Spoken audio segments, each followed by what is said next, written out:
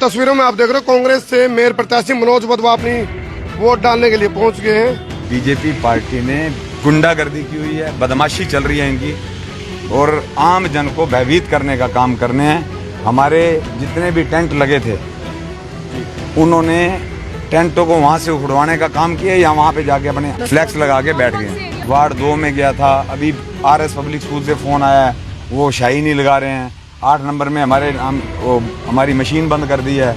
मतलब इस तरीके की प्रशासन मिलके जिस तरह से गुंडागर्दी पे उतरा हुआ है, बीजेपी सरकार जिस तरह से लोगों को भयभीत कर रही है, लोग हताश हैं इस बात से। उनको ये पता है कि भारी बहुमत से मनोज वधवा ये चुनाव जीतने जा रहा है, इस वजह से उन्होंने इस तरीके की हरकतें करनी शुरू कर दी हैं। तो शांति नगर में शांति नहीं है, शांति नगर में अशांति फैली हुई है और वहाँ पे जाके अब मैं अपना जो बस्ता लगाने वाले थे वो है ही नहीं, उनके फोन बंद है। तस्वीरों में आप देख रहे हो कांग्रेस से मेयर प्रत्याशी मनोज वधवा अपनी वोट डालने के लिए पहुंच गए हैं। थोड़ा काफी देर से इंतजार हो रहा था मीडिया द्वारा भी। पोलिंग बूथ पर वोट डालने के लिए पहुंची और उनकी पत्नी आशा वधवा भी यहाँ पर पहुंची हुई है और उनसे बातचीत करेंगे क्योंकि कुछ पोलिंग चलो दौरा कर भी एक बार वोट डाले हो या तो फिर पहले वोट डाले हो। चेक करने के लिए हाँ, अभी मनोज वधवा जी पहुंचे हैं अपनी वोट डालने के लिए, ये आशीर्वाद लेते हुए। और फिलहाल पत्नी साथ में उनके, जो आशा मनोज वधवा है वो साथ में, ये आशीर्वाद लेते हुए मनोज वधवा जी पहुंचे हैं। ये सवाल जरूर पूछेंगे, थोड़ा लेट कैसे सरकारी स्कूल में आज आकर निकल से भाई। मनोज जी क्या कुछ कहना चाहेंगे, काफी देर से पहुंचे वोट डालने। एक्चुअल में सुबह से जिस तरह से लोगों के फोन आ रहे थे, हम लोगों के जो बूथ लगने थे, बीजेपी पार्टी ने गुंडागर्दी की हुई है, बदमाशी चल रही है इनकी और आम जन को भयभीत करने का काम करने हैं। हमारे जितने भी टेंट लगे थे उन्होंने टेंटों को वहां से उखड़वाने का काम किया या वहां पे जाके अपना फ्लैक्स लगा के बैठ गए। एरिया में गए हैं सर आप? मैं वहां गया था, अपना वार्ड 2 में गया था। अभी RS पब्लिक स्कूल से फोन आया है, वो शाही नहीं लगा रहे हैं। 8 नंबर में हमारी मशीन बंद कर दी है। मतलब इस तरीके की प्रशासन मिलके जिस तरह से गुंडागर्दी पे उतरा हुआ है और ये सरकार, बीजेपी सरकार जिस तरह से लोगों को भयभीत कर रही है, लोग हताश हैं इस बात से। बहुत ज्यादा इस तरीके की गुंडागर्दी तो कभी देखी नहीं। एजेंट से सर आपकी बातचीत हुई है? क्या बातचीत हुई है, जाकर क्या देखा है? एजेंट से, कई एजेंट के तो फोन ही बंद हो गए हैं, उनके वहां से बस्ते उन्होंने खरीद लिए हैं। और मैं अब जाके रामनगर, प्रेम नगर के अंदर, शांति नगर के अंदर, वहाँ पे अभी दोबारा बस्ते लगवा के आया हूँ। वधवा जी, एक कई वार्डों से दिक्कत आ रही है 17 से 16 से कि वोट नहीं डालने दे रहे उनको, क्या मामला, गए हैं वहाँ पे? मैं कह तो रहा हूँ, उनको ये पता है कि भारी बहुमत से मनोज वधवा ये चुनाव जीतने जा रहा है, इस वजह से उनको ये पता है कि नीचे नीचे जो वेव चल रही थी उसको पहचानते हुए उन्होंने इस तरीके की हरकतें करनी शुरू कर दी हैं। और जो हमारे लोग, करनाल की जो हमारे लोग हैं, वो वोट डालने के लिए जा रहे हैं, उनको रोका जा रहा है, कहीं पे मशीनें बंद करी जा रही हैं, कहीं पे उनको धमकाया जा रहा है। कौन लोग तो मनोज जी, चुनाव ये बीजेपी वाले हैं और कौन है? चुनाव चुनाव आयोग भी तो उनके साथ ही हैं। चुनाव आयोग को क्या कहें? आपके पास राइट है, राइट तो है। ये तो परमात्मा के भरोसे है, हमें थोड़ी पता था भाई इतनी गुंडागर्दी चलेगी। तो शांति नगर में शांति नहीं है, शांति नगर में अशांति फैली हुई है और वहाँ पे जाके अब मैं अपना जो बस्ता लगाने वाले थे वो है ही नहीं, तो कुछ उनके फोन बंद है। चाहेंगे, आज वोटिंग का दिन है, इसके बाद मौका 5 साल बाद है। बिल्कुल निश्चित तौर पे करनाल, हम देखो वोट लोगों ने देने हैं, उन्होंने मन बना लिया है और बड़े भारी बहुमत से हम चुनाव जीतने जा रहे हैं।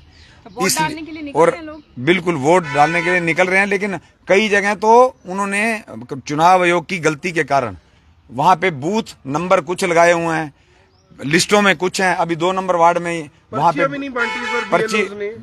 देखो इस बार उनको ये पता था कि बीजेपी पार्टी हारने जा रही है, इसलिए ना तो उन्होंने पर्चियां बंटवाई हैं और ना ही किसी प्रकार का जनता को सहयोग कर रहे हैं। जनता कभी इस बूथ पे कभी उस बूथ पे, एक जहाँ पे 5 बूथ हैं, चारों तरफ बुजुर्ग वहाँ पे घूम रहे हैं, लेकिन उनको अपना वोट कहाँ डालना है ये नहीं पता चल रहा। और BLO को टेलीफोन कर रहे हैं और टेलीफोन नहीं उठा रहा। उसको फिर उसके बाद जाके वो जो मतलब मान लिया 20 नंबर वार्ड था, 219 नंबर वार्ड था, उसका 20 कर दिया।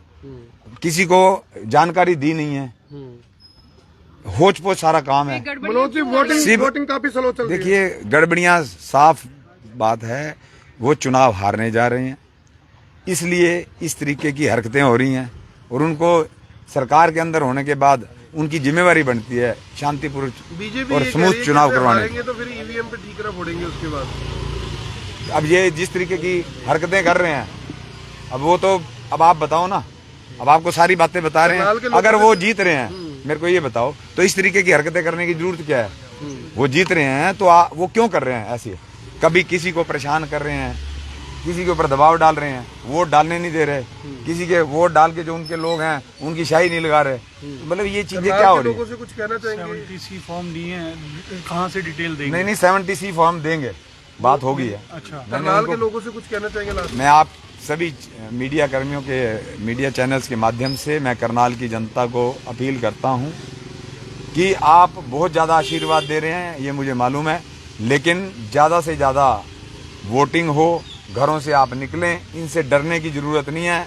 मताधिकार आपका मौलिक अधिकार है, बाबा साहब अम्बेडकर ने हमें ये अधिकार दिया है संविधान के अंदर, तो इसमें घबराने वाली बात नहीं है। अगर आपको कोई तंग करता है तो आप उसकी कंप्लेंट करें, पुलिस में कंप्लेंट करें, चुनाव आयोग को कंप्लेंट करें, हो सकता है ना सुनी जाए, लेकिन उसके बावजूद भी आप अपनी कंप्लेंट दर्ज जरूर करवाएं और माहौल को शांतिपूर्ण बनाएं। आप बोल रहे हैं मन बहुत हल्का हो रहा है आपका, कोई प्रेशर है, टेंशन है कोई? प्रेशर तो देखो, अब मान लिया, अब लोगों के फोन आएंगे मेरे पास कि हम आपको वोट डालना चाहते हैं लेकिन हमें डालने नहीं दिए जा रहे, या हमें हमारे इसमें अड़चने पैदा की जा रही हैं, बाधाएं पैदा की जा रही हैं, तो थोड़ा तो मन गुस्सा आएगा ही।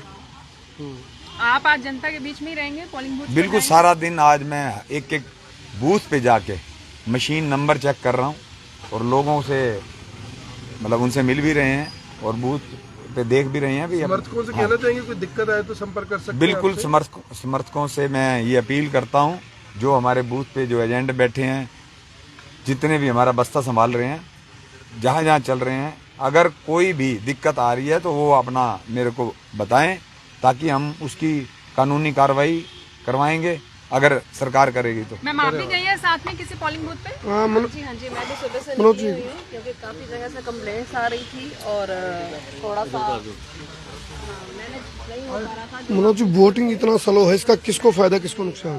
गवर्नमेंट देखिए, वोटिंग तो लोग तो डालना चाहते हैं, लेकिन जिस प्रकार की ये कार्रवाइयाँ कर रहे हैं, परेशान मतलब इनको उलझा रखा है लोगों को।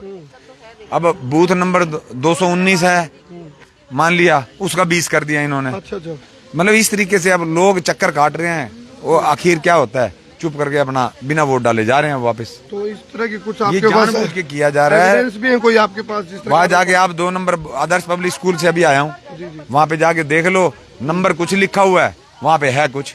अब जाके वहाँ पे हाथ से लिख के वो पर्चा लगवा के आए हैं, भैया 219 बूथ पुराना था, अब का 20 है। अच्छा, कोई जगह जब अभी आशा जी कह रहे थे भाई कुछ जगह पर इंक ही नहीं है, मतलब इस तरह की भी कुछ बात? अभी आरएस पब्लिक स्कूल के बूथ से मेरे को फोन आया है कि यहाँ पे इंक ही नहीं लगा रहे। अच्छा, बीजेपी के जो लोग हैं वो बिना इंक लिए वोट डाले जा रहे हैं, और उसके बाद वो इसका मतलब फर्जी वोटिंग करेंगे। आपको डबल वोटिंग हो सकता है फर्जी वोटिंग के लिए वो कर रहे हो इस तरीके की। तो आपके पास भी राइट है ना, आप चुनाव आयोग तक ये चीजें एविडेंस के साथ दे सकते हैं। चुनाव आयोग को तो बोल रहे हैं, कोई सुनवाई तो हो ना, सुन तो कोई राय नहीं है, इधर से सुन रहे हैं, इधर से निकाल रहे हैं। जो उनको ऊपर से इंस्ट्रक्शन मिली हुई हैं सरकार की, बीजेपी सरकार की, तो वो तो उसी हिसाब से अपना बिहेवियर वो बात रखेंगे। होगी, जिनकी शिकायत है उन्हीं के आगे नोट करवानी है। मैं कह रहा हूँ जी, वो तो कोतवाल भी खुद है, चोर भी खुद है। चलो, तो थोड़ा आप भी लेट पहुंचे हैं। बस मैं जरा गया हुआ था, जी। सारी जिस तरीके से कंप्लेंट्स आ रही थी जी। चलो, ये फिलहाल जो यहाँ वोट डालने के बाद जो वोटर आ रहे हैं उनके साथ भाई राम रमिया भी चल रही है। फिलहाल जो कांग्रेस के मेयर प्रत्याशी हैं मनोज वधवा, उनने एक किस्म से बीजेपी पे आरोप लगा दिया है। हालांकि भारतीय जनता पार्टी के दिग्गज ये बात कह रहे थे भाई हमारे पे किसी न किसी प्रकार के आरोप लगाए जाएंगे जब वो हार की उनको बौखलाहट नजर आएगी। लेकिन ये बीच में सच्चाई कितनी है, क्योंकि चुनाव आयोग को शिकायत भी दे सकते हैं, इनके पास यदि एविडेंस हो तो उसके ऊपर एक्शन भी हो सकता है। अब बात ये, खुद मनोज वधवा ये कह रहे हैं शिकायत किन को करें, जिनको शिकायत करनी है उनकी ही शिकायत है। तो ये बहुत एक धर्म संकट जैसी स्थिति है। तो क्या इसमें सच्चाई है वो आप कमेंट करके जरूर बताइए। और आपने क्या लगे हैं, माहौल क्या है, करनाल का मिजाज क्या है, वोटिंग स्लो है, और आपका अपना जो दृष्टिकोण है कमेंट बॉक्स में जरूर डालियो। फिलहाल देखो वोटिंग डालने से पहले जो भी वोटर, जो भी मतदाता अंदर वोट डालने के लिए जा रहा है और जो आ रहा है वोट डाल के, उनके साथ आशीर्वाद की जो प्रक्रिया है मनोज वधवागी वो कंटिन्यूसली चल रही है। बाहर से देखना शुरू कर दिया था हमने, बाहर से आशीर्वाद लेना शुरू कर दिया था। ये देखो अब चलो फिलहाल होपलेस वाला चेहरा नजर आया हमने मनोज वधवागा, और ये होपलेस है या खोपलेस है वो देखने वाली बात है। 12 तारीख को पता चलेगा भाई। सुनाओ आकर्षण भाई।